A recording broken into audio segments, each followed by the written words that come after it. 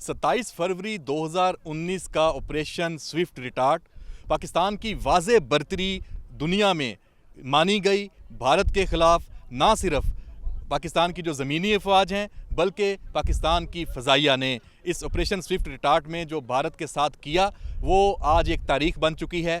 4 साल हो चुके हैं पाकिस्तान की इस फ़तह के, और उस फ़तह के मौके पे जो सबसे जो अच्छा इसका अंदाज़ इसको याद करने का वो यही था कि हम उस जगह पर जाते जहाँ पर पाकिस्तान की अफवाज ने ये तारीख़ रकम की।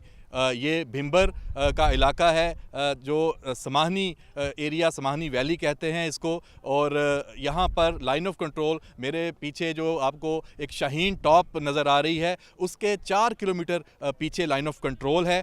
तो जब 27 फरवरी को पाकिस्तान ने जो इंडिया को जवाब दिया था 26 फरवरी की उसकी नाम निहाल सर्जिकल स्ट्राइक का, जो उसने रात की तारीकी में 3 बजे की थी, और उसके जो बालाकोट में पेलोड गिराकर उसके जहाज़ इंडिया के वो यहाँ से चले गए थे, उसका जवाब 27 फरवरी को दिन की रोशनी में 9 बजे एक ऑपरेशन स्विफ्ट रिटार्ट शुरू करके दिया। और भारत के अंदर लाइन ऑफ कंट्रोल में मुख्तलिफ मकामात पर 6 जो टारगेट्स हैं, मिलिट्री टारगेट्स हैं, उनको पाकिस्तान की फ़ज़ाइया ने, शाहीनों ने JF-17 थंडर तैयारों के ज़रिए उनको पाकिस्तान की हदूद में रहते हुए लॉक किया, और उसमें कॉकपिट में उसकी वीडियो भी रिकॉर्ड की कि हमने आपका ये जो टारगेट है ये लॉक कर लिए हैं, लेकिन हम चूँकि अमन चाहते हैं, आपको सिर्फ बताना ये है कि हम ये कर सकते हैं। उसके बाद 1000 गज़ दूर उन टारगेट्स के वहाँ पर जो स्ट्राइक्स की गई, कामयाब की गई, और तमाम 6 जो अहदाफ हैं वो हासिल किए गए। जब ये सारी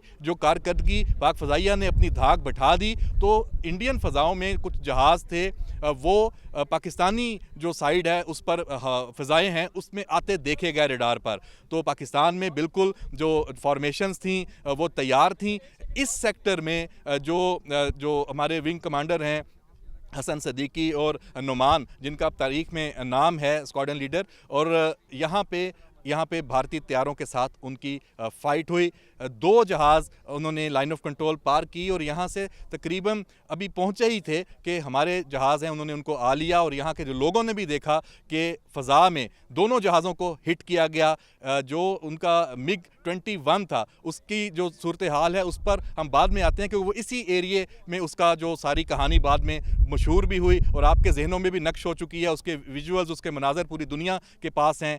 जो दूसरा जहाज़ था Su-30, उसको जब हिट किया तो वो उसका मलबा लाइन ऑफ कंट्रोल चूँकि बिल्कुल करीब है, उसके पार दूसरी जानिब इंडियन साइड पे वो गिरा है, और उसे हसन सदीकी ने, जो एयरफोर्स के मायानाज पायलट हैं, उन्होंने हिट किया था। जो नुमान हैं उन्होंने अभिनंदन का जो MiG-21 है उसको हिट किया।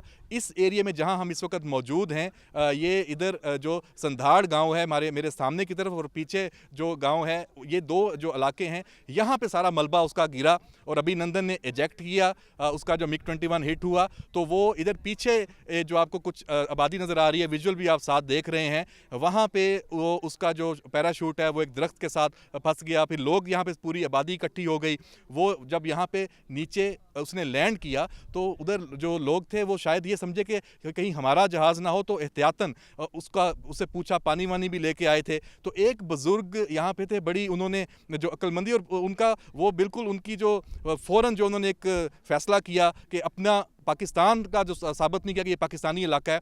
वो जब अभिनंदन ने पूछा कि क्या ये पाकिस्तान है, तो उस बुज़ुर्ग ने कहा नहीं ये इंडिया है। तो उसने अपने जो हिंदुस्तानी जो नारे हैं वो लगाने शुरू किए। तो हमारी जो यहाँ पे अवाम थी, कश्मीरी अवाम थे, उनको पता लग गया कि ये तो दुश्मन का पायलट है और हमें बम मारने और हमें मारने आया था। तो वो उस पर पल पड़े। बहरहाल वो उसने जो रिवाल्वर निकाला, वो पूरी स्टोरी आपको पता है कैसे वो भागा। फिर पीछे एक नाला है, इसी जगह पे उसको यहाँ से पकड़ा गया। फिर पास एक बटालियन हेडक्वार्टर है, वहाँ ले जाया गया। वहाँ पे आपने फिर वो शोरा आफाक जो जुमला है वो भी सुना, टी इज़ फंटास्टिक। और जो हमारे जो कैप्टन इरफान आजकल प्रमोट होकर मेजर हो चुके हैं, उन्होंने उसको रेस्क्यू किया था आवाम से। और फिर उसके बाद पाकिस्तान ने अमन की खातिर पार्लियामेंट में एक फ़ैसले के ज़रिए जो उसे अभिनंदन को 1 मार्च को इंडिया के हवाले कर दिया था। तो बहरहाल जो ये विक्ट्री है जो इस एरिए से जुड़ी हुई है, ये एजाज़ इस इलाके का है, भिंबर का है, ये जो संधाड़ गांव है और ये जो इलाका है यहाँ के मकीनों का है कि उन्होंने ये गवाही उनकी है कि उनके सामने ये सब कुछ हुआ। तो हम आज ये 4 साल बाद जो 27 फरवरी के दिन ये तारीखी जो लम्हा, इसकी एक तरह से एनिवर्सरी, वो इस जगह से बेहतर नहीं थी कि हम आके यहाँ पे मनाते। तो आपको पूरा एक रिकॉल भी कर दिया कि यहाँ पे क्या हुआ था, और पाकिस्तान के लिए ये एक फ़ख्र है। और पाकिस्तान की अफवाज, उसके बाद सर्जिकल स्ट्राइक का अब तक भारत को कोई और इसकी जुर्रत नहीं हो सकी। गो अभी भी वो ऐसी प्लानिंग्स कर रहा है, अभी भी वो बाज नहीं आ रहा।